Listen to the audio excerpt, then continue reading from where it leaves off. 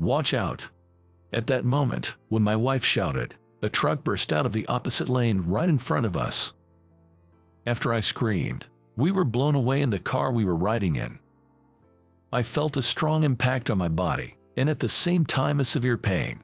Then my consciousness began to fade.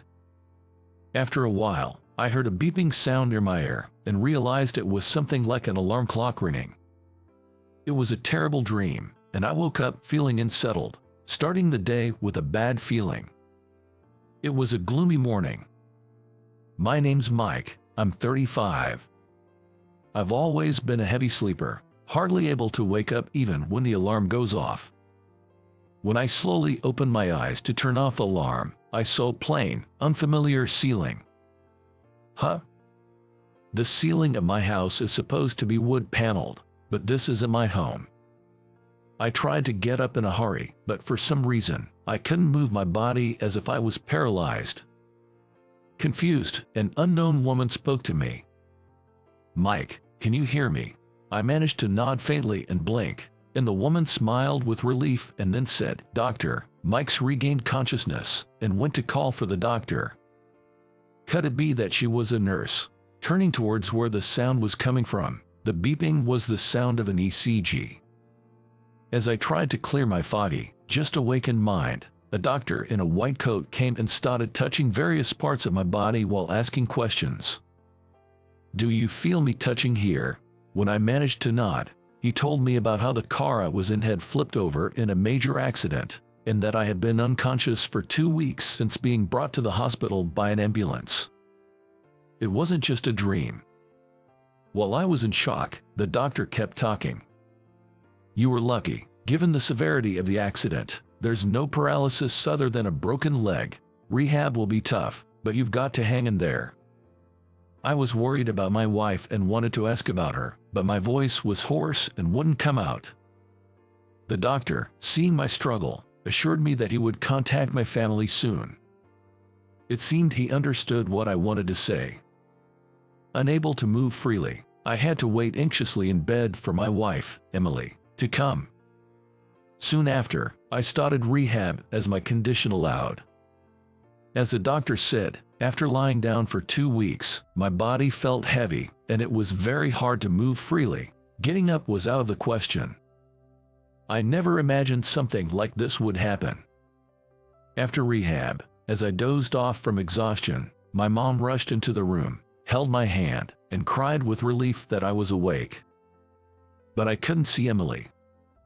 When I asked where she was with all the strength I could muster, my mom told me she had been taken to another hospital. When I asked about her condition, I was told it wasn't anything serious, which eased some of the anxiety that had been clouding my mind. Breathing a sigh of relief, I deeply realized just how much I can't live without my wife. I wanted to hear her voice right away, but our phones were broken in the accident and unusable. It was frustrating not to be able to call Emily's hospital directly. And my mom told me that focusing on rehab to get moving as soon as possible was a priority. I was worried about Emily, but if she was in the same condition, she wouldn't be able to call.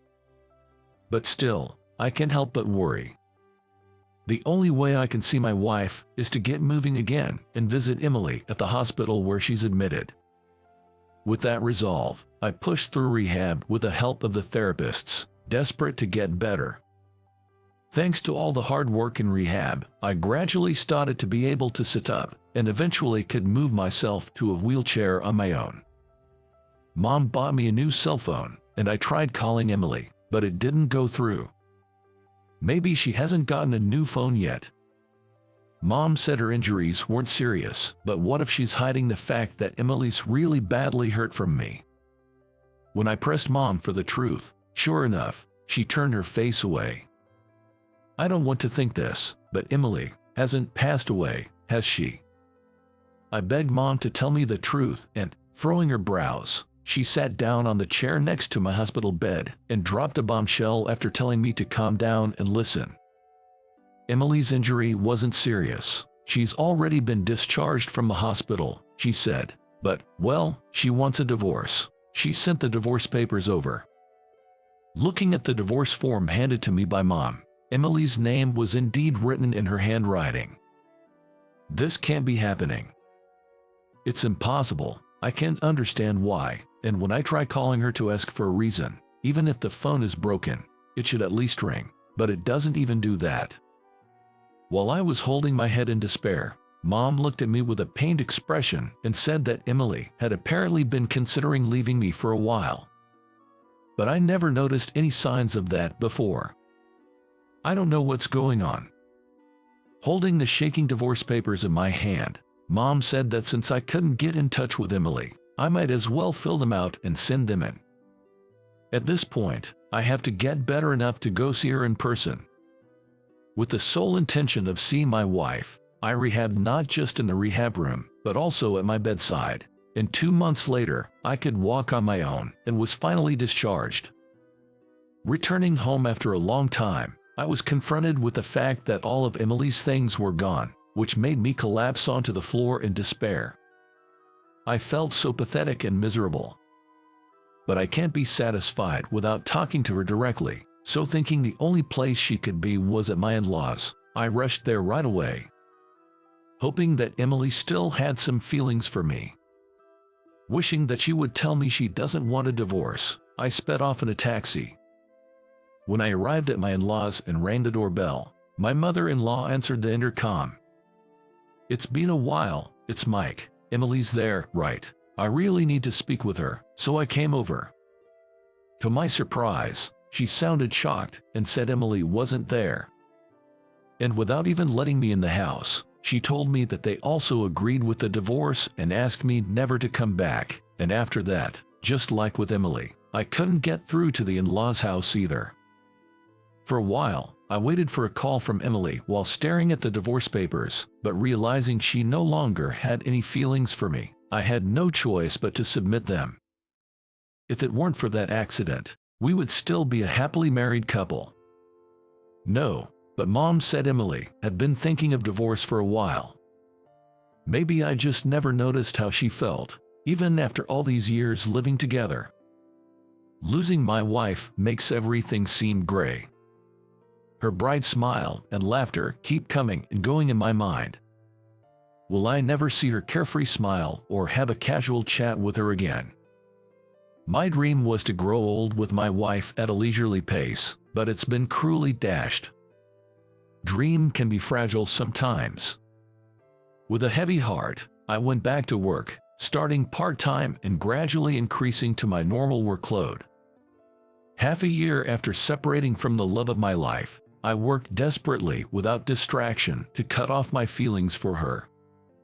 Then, on a day when I got used to living alone, I finished work early but didn't want to go back to an empty house. So I decided to go to the last stop without getting off at my usual station. It took over an hour from my house, and it was my first time getting off at this station. Since I had nothing to do at home anyway, I thought I might as well have a drink before going back. While looking for a calm place to drink, I saw something that shocked me. As I walked past the park's parking lot, there was Emily, arm in arm, looking cozy with an unfamiliar man. To see her like this, in such a place, being affectionate. Was the reason she wanted to leave me because she was having an affair? Stunned by the shock, Emily, of all things, started to hug the man. I turned away on impulse, and as I heard the sound of a car engine. By the time I looked back, Emily had left somewhere in her boyfriend's car. As I watched the car shrink into the distance, I was tormented by a sense of solitude. Left behind alone in this unfamiliar place. My chest hurts. Seeing my wife's infidelity has left my heart in turmoil. Maybe I should have spoke to her. But we're divorced now, and doing so would probably just be a bother to her. I've lost the energy to look for a bar, and all I see is the asphalt sidewalk and the small flowers struggling to bloom on it. Their resilience makes me want to cry. Pretending to wipe sweat, I use my handkerchief to dry my tears, and I spend the whole train ride home looking down. Before I know it, it starts to rain, and drops patter against the window. When I arrive at my usual station, The rain pours down as if to reflect my mood. Feeling like crying, I walk home in the rain without an umbrella, getting soaked to the skin. I wish I could disappear with this rain. I don't want to go back to that dark house. But as I walk, I see lights on at my place. I couldn't help but quicken my pace. My pace quickens, thinking maybe, just maybe, Emily has come back. I hurry to unlock the door, and as I step in, I'm greeted by the smell of delicious cooking. As I call out I'm home and open the entrance, I hear the sound of footsteps rushing towards me. Oh dear, you're soaked. Didn't you have an umbrella? Go take a bath quickly. It wasn't Emily, but my mother who came over to cook. Worried by my obvious disappointment, she asks if I'm okay, and I tell her honestly that I saw Emily today. Suddenly, my mom went into another room to make a call, then came back with unexpected advice. Go back to where you saw Emily tomorrow. I ask why, but Mom only says, I'll understand if I go. She tells me to see for myself, but is she implying that I need to face reality? However, what really caught my attention was the unusually serious look in Mom's eyes after she hung up the phone. Reluctant but having the next day off, I went to the park at the same time I saw Emily. And there they are, Emily and the man from yesterday. Today, I'm going to talk to them. If it doesn't work out, I'll put an end to my feelings. As I watch the two, they head back to the parking lot. I rushed over, and something was off. Emily in a wheelchair. I thought her injuries were minor. As Emily caught my gaze, she put her hand to her mouth and gasped in shock. Why, how, Mike, what are you doing here? Hearing those words, the man with her also expressed his surprise in much the same way. Mike, no way, you didn't follow us, did you? They probably didn't expect to run into me at a park over an hour away by train from my home. I noticed no scars on the left side of Emily's face that I saw yesterday, but now I see a large one on the right. She looked down quickly, her hair covering the scar and a pained expression on her face, and as she tries to get into the car and stumbles, I see the same scene from yesterday. They weren't hugging. Emily was stumbling into the car and the man was helping her. I asked them to explain, but Emily stayed silent, her face downcast. So I asked the man about his relationship with Emily, and he confessed everything.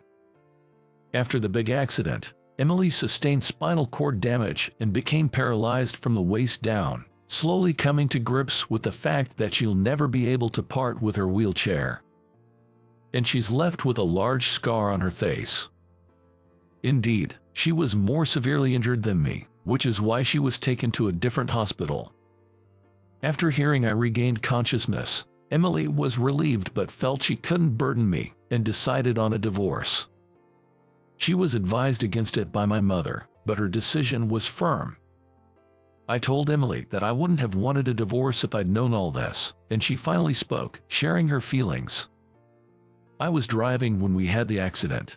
I can face you, I feel so guilty. I don't want to be your burden. So, find someone worthy of you and enjoy your life. She conveyed in a whisper thin as a thread, revealing the depths of her struggle. I couldn't bear to think of her pain. The man accompanying her was Emily's cousin, John. Emily explained that John, who is a rehab therapist, helps her with walking exercises outside of her regular hospital sessions. But I just can't walk, she admitted, a look of utter defeat crossing her face as she slapped her unmoving legs. Could it have been Emily my mom was calling? When I asked, Emily said she hadn't received a call, but her mother had last night. The timing matched, and it must have been our parents talking. They probably hoped we would get back together. I still love Emily, I told her, unaffected by her paralysis or the scars, but she didn't nod in agreement. I decided to wait for as long as it takes for Emily to change her mind and asked John to let me take over her rehab. After some initial hesitation, she began to see improvements from her sessions. Today, she stood up for a few seconds. You did it, Emily." Her smile brought back memories of our time as husband and wife. It was now or never. With all the courage I could muster, I laid bare my feelings. "Emily, marry me again. If you're smiling beside me, that's all I need for happiness. Marry me. Think of it as saving me, please." Her hand in mine, her warm tears fell. This warmth is nostalgic. "Are you sure I'm enough?" she asked. "It has to be, Emily," I replied and hugged her tight. Amidst sobs, Emily accepted my proposal. She must have wanted to cry for so long. "We'll share our sorrows from now on, Emily." Our gray life had ended, and my life began to shine with rosy hues.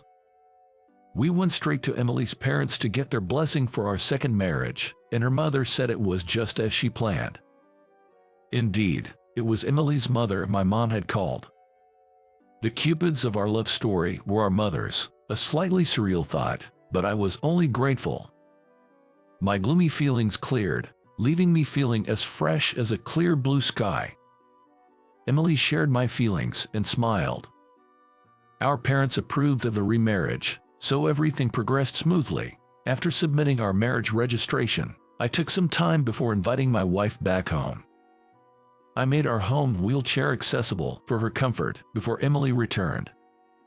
The happy days I spend with my wife are incredibly precious to me. Then, I searched far and wide for a doctor who could treat the scar on her face, and we successfully scheduled the surgery. Hearing that the scar would be much less noticeable, Emily was overjoyed. I vowed to not only heal the scar on her face but also the scars on her heart, promising to protect Emily for a lifetime. "Hey, kid, let's take a break soon." "Okay. My name is Ethan Parker.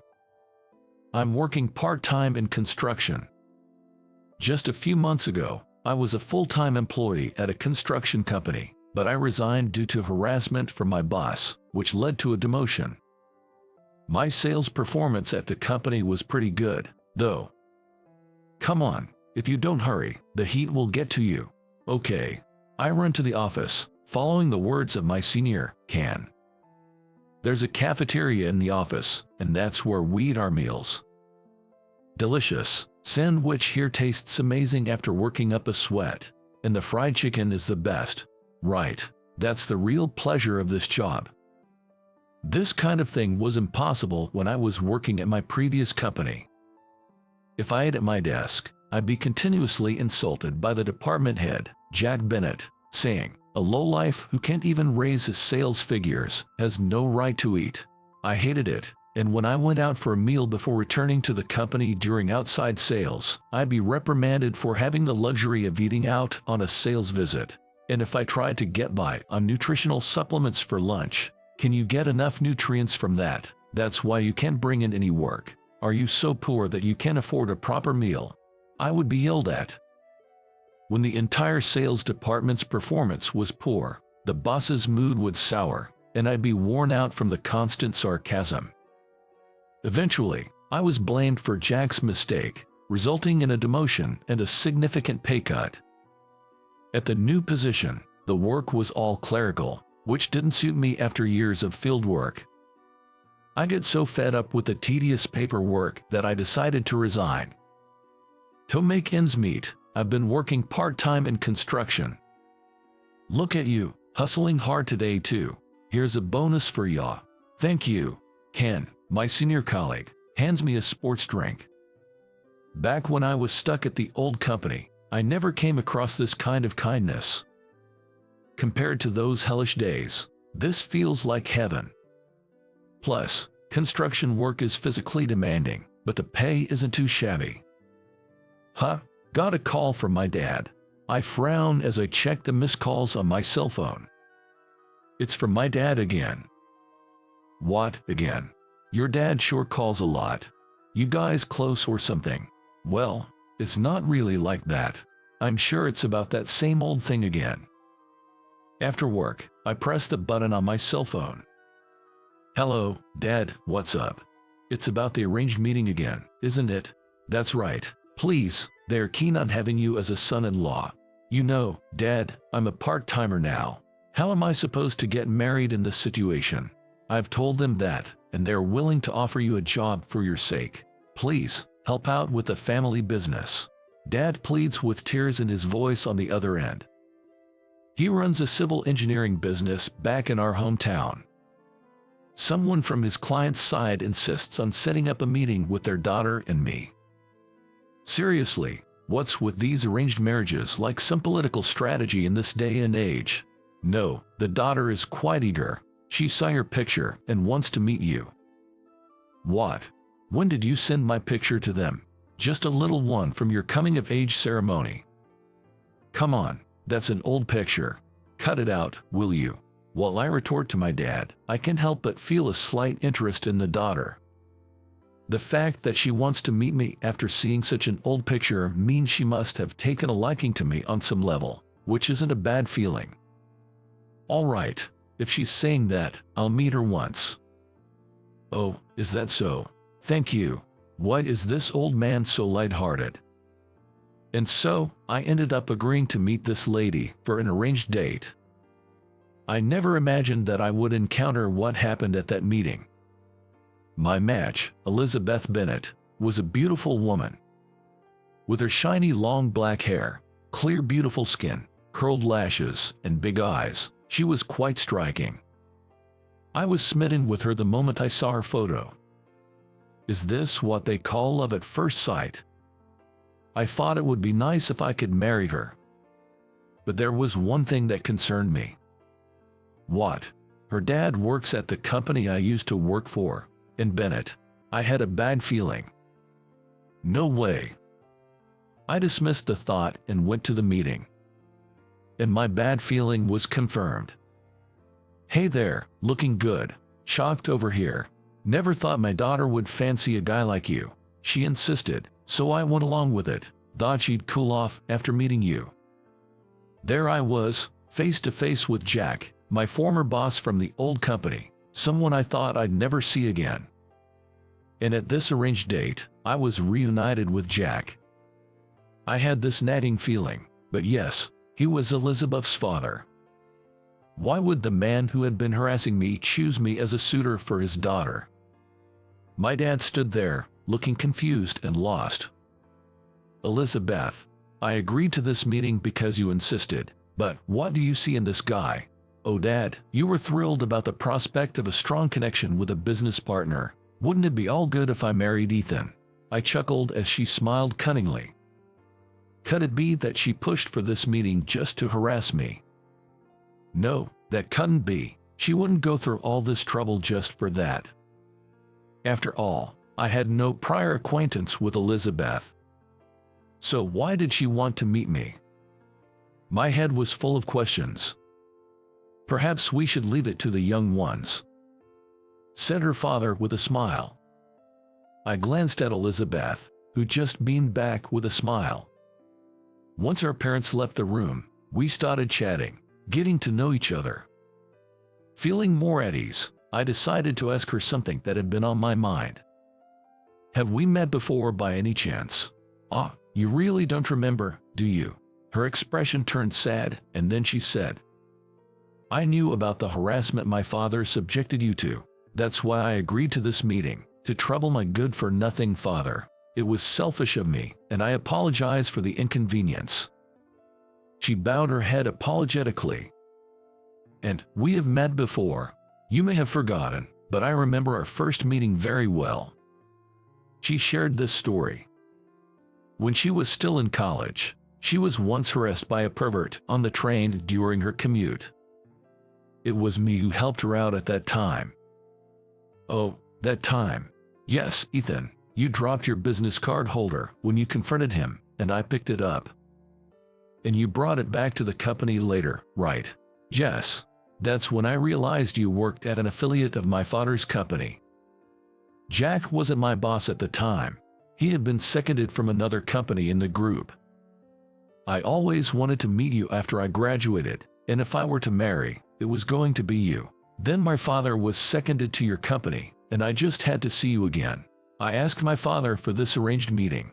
He seemed not to think much of you and was reluctant. When I heard you had resigned, I panicked. I begged my father over and over until he finally agreed. But how did you know about the harassment?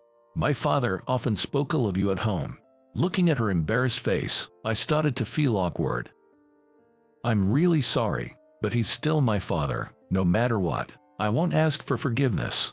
Instead, let me apologize on his behalf. Can we call it even with this? She bowed deeply. Seeing her like that made me burst into laughter. Hey, what's so funny? I don't know, you're just a very beautiful woman but kind of an oddball, I guess. I continued, chuckling. I haven't forgiven your dad, but I'm not planning anything against him. Besides, he's now the father of my potential future wife. That's a relief. A look of relief spread across her face with a warm smile. And then she said to me, "Hey, we can start dating, right? I wonder about that. Dating the daughter of a boss who harassed me would certainly take some guts. Especially since Jack might do something to me again. Don't worry, my dad's a softie when it comes to me. I'm sure he won't do anything anymore."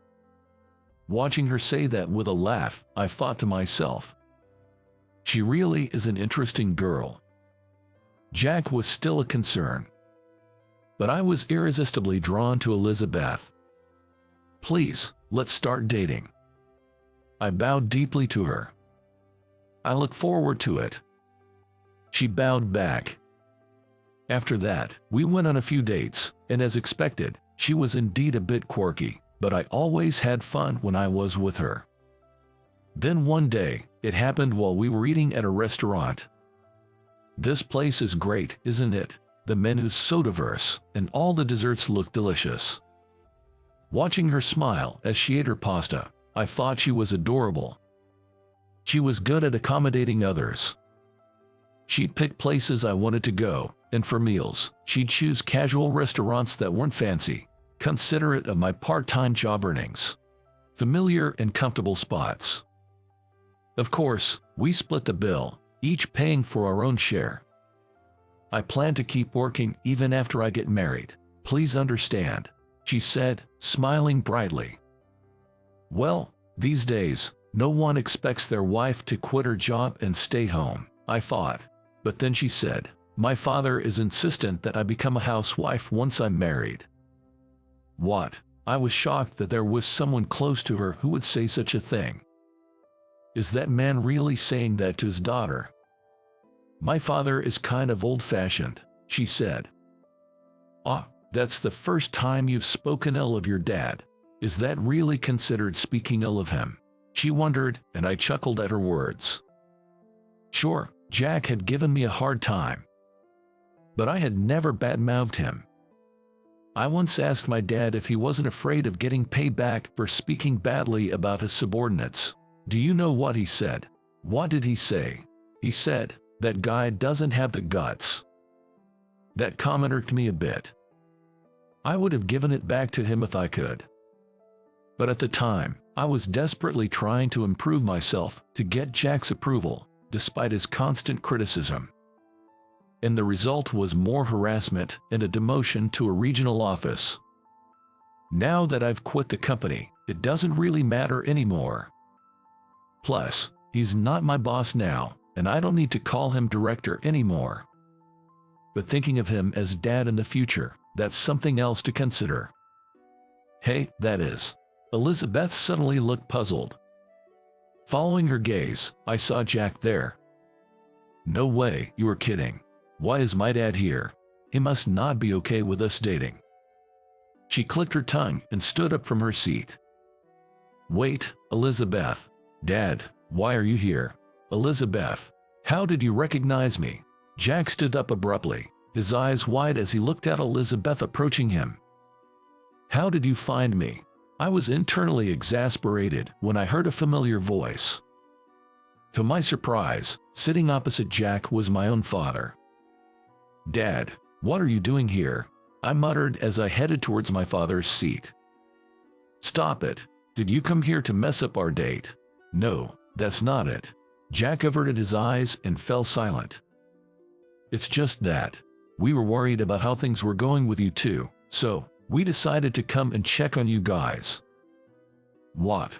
You know, Jack is a great guy. Never had a chance to talk to him this much before, but we got along really well. My father, beaming with a good mood, continued. When I looked at Jack, he quickly turned his face away from me. I thought you didn't like me. I don't like you, but your father is a good man. Shockingly, our fathers had become friends without us knowing. It seems they had been interacting as business associates since I quit, but they had become closer through this whole ordeal. Your dad told me about you. Seems like Jack had a tough time with his superiors too, and he was taking it out on his subordinates. He was crying about it, my father said. Hey, Mr. Parker, we agreed not to talk about that, Jack protested.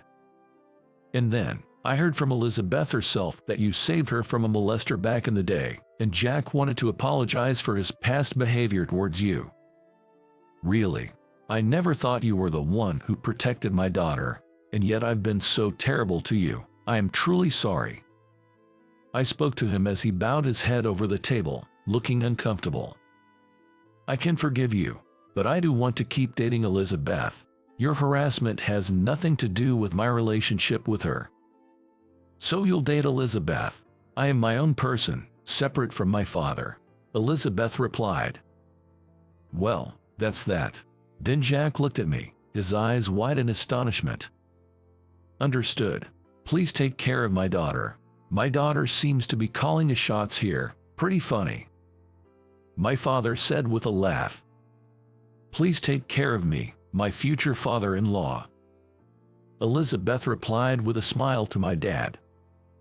Afterwards, I continued working at the construction office where I was part-time and became a full-time employee. One condition for marrying her was to secure a stable job.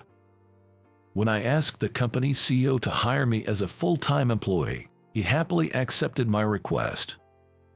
You've been a hard worker, so I'm expecting great things from you. Yes, thank you so much. The CEO mentioned how hard it is to find young workers willing to take on tough construction work due to the labor shortage caused by an aging population and declining birth rates. So, my offer was something he was more than happy to accept. I'm looking forward to our future together. On the day we went to buy an engagement ring, she said this to me and bowed her head. I look forward to it as well, I replied, bowing back to her. When I raised my head, I saw her smiling happily. In my heart, I secretly vowed to always protect that smile.